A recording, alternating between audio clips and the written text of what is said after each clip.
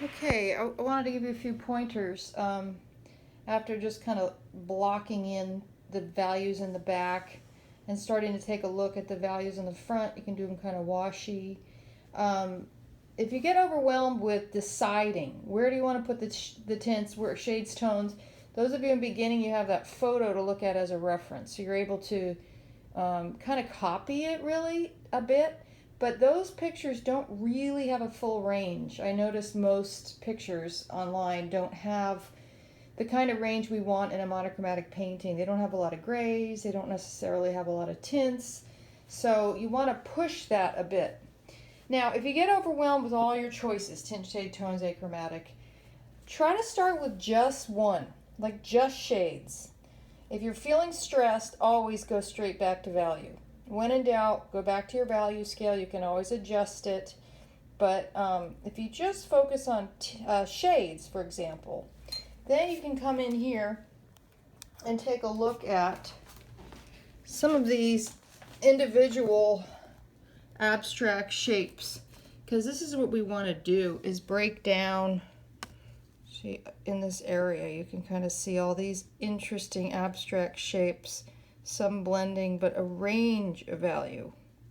So I'll start with just my shades, and if they're not light enough in parts, I can switch later to tints or tones.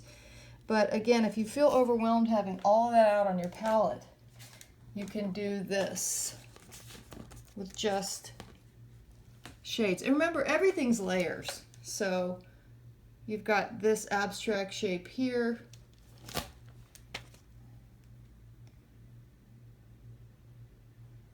It goes down, swoops down, dark here. I'm using green and black mixed together. Then I can travel around and see where another value might be. There's a shadow here that I'm not making completely black. It's very dark on here, but it's not as dark as the background. But you can come back and keep changing these things. So if you're concerned about it, do a wash. You don't want it to get so thick anyway. So this has a little edge, this has the dark there, this has a dark here. Kind of move around and find all your abstract shapes. Sometimes instead of adding white, you can just do another wash like we did before with the diluted values. And that's a great way to get that before you can put on too much paint. You can go, okay, this is here, then there's a value here, and you can be selective about where you want to add more paint.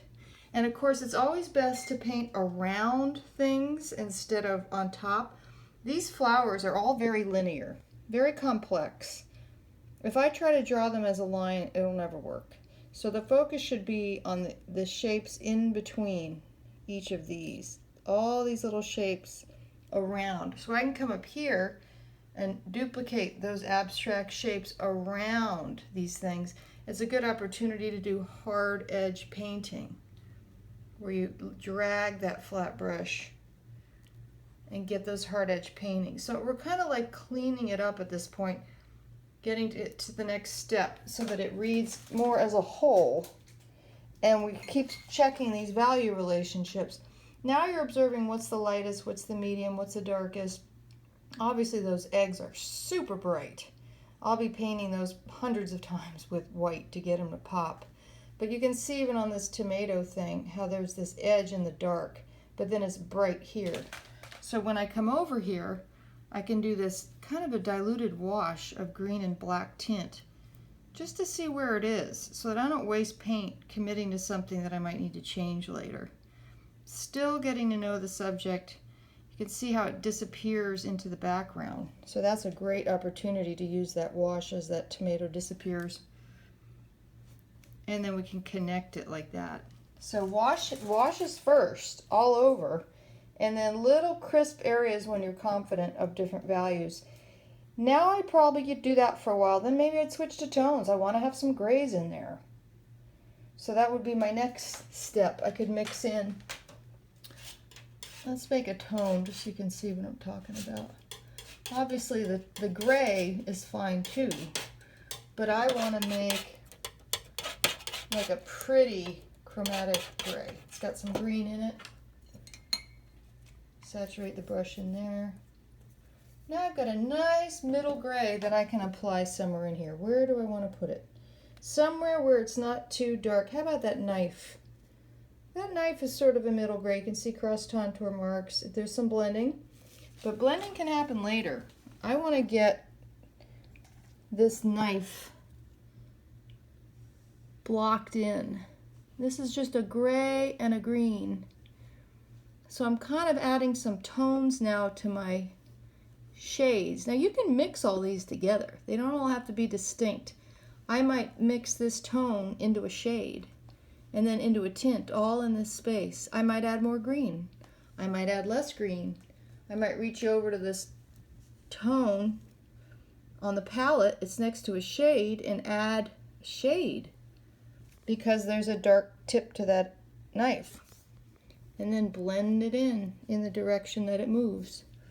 Remember, we always want to do a combination of blending and hard edge painting. And you might feel like, okay, I want to add more green in here. But it could get really disorganized and all over the place. And if that's the case, take a break, redo the palette, and decide what you want to do next. But I just wanted to let you know, like, if you can't decide, just put one grouping out at a time and then kind of weave in. And I would probably save your whites as you build up because those are going to be really, really bright. There's really no rule for what's best to start with, light or dark. It's really more about getting familiar with the values. And since my subject is pretty light, the eggs, the vase, and the tomato, and the tabletop, compared to the background, it made sense for me not to paint that in because the board is already white. So I get a sense of composition just by leaving it that way. And you want to view this as a whole. This is a great opportunity to step away. So I'm going to tape this up here. I like to tape it really straight up and down so that it's not, leaning. A lot of times people just randomly tape these things and they're not even. So square it off, and then I can consider the composition, and I can find things that might be wrong with it. Remember, this is not the same size. It's where I have all this. It's really more like that. But you can kind of look up, look down, look up, look down, and go, okay, what does this top piece look like compositionally with your blurred eye to this? And then you can check once in a while to make sure you're not getting off kilter. Worst case scenario, you can reapply the grid, but if you just do this a lot and step back a lot, it would be really helpful so you don't work so much in one area and find out it's in the wrong place. And there's my girl. Isn't she cute? That's Olive sleeping. Say hi, Ollie. Cutie.